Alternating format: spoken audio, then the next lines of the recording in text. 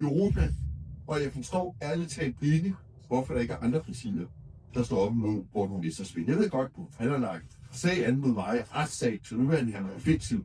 Det lykkes ikke. Hvis ikke vi insisterer på det, så kan vi ikke binde en verden sammen med færre krige og langt flere børn. Forslag, der er blevet stemt igennem. Jeg skal bare høre, om I vil kæmpe imod sådan nogle symbolpolitiske temaer, når det er, at efter det her valg.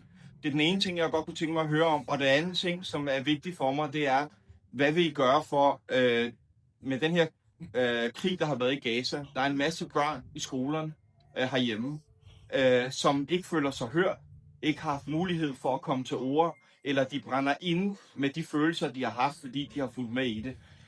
Er I med på at politisk og sætte en dagsorden, hvor det er, at vi også prøver at tage os af vores børn og unge i det danske folkeskole? Har vi været i Radikal Folkeskole, for det er jo en debat, der kører over hele landet, og vi synes klart, at det er noget, den enkelte kommune skal håndtere, og i langt de fleste kommuner, der gør det rigtige, og det fornuftigste, og tager hensyn til, hvordan man får flest mulige børn ud af sig. For det er jo ligesom det handler om. Det betyder altså også, fordi der er ikke helt ordentligt over alle 98 kommuner, så jeg kender ikke debatten alle steder, men det er vores specielle udgangspunkt i folketingsskolen. Og hver et år bliver studeret, så er det desværre en virkelig relevant spørgsmål. For vi ved jo godt alle sammen, os der sidder her, at krigen i Gaza kaster langsomt skygger i også i det danske samfund.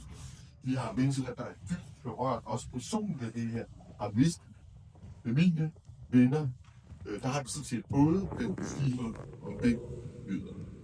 Og vi bliver nødt til at insistere her i landet, at det er noget, vi kan snakke om.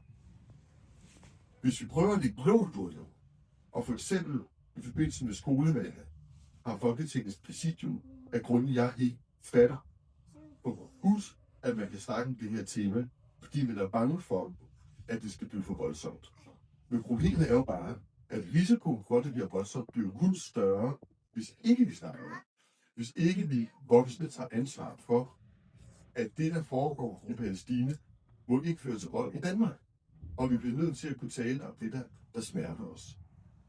Når man er vidne til så voldsomme ting, som er sket i Gaza, så er det jo os herhjemme, der skal sige, det er i år her følelser, det vil være mærkeligt, I vil have det, men det er jo ikke noget, vi skal bruge til at skabe bad herhjemme og finde billeder. Og derfor er jeg stærkt imod, at vi ikke får lov til at diskutere det her med skolevalgerne, og jeg synes, at vi burde diskutere det i alle folkeskoler, især i de ældste klasser. For det forsvinder jo ikke. Alle ser det, alle oplever det, alle kan se, hvad der foregår, og bliver nødt til at få sammen.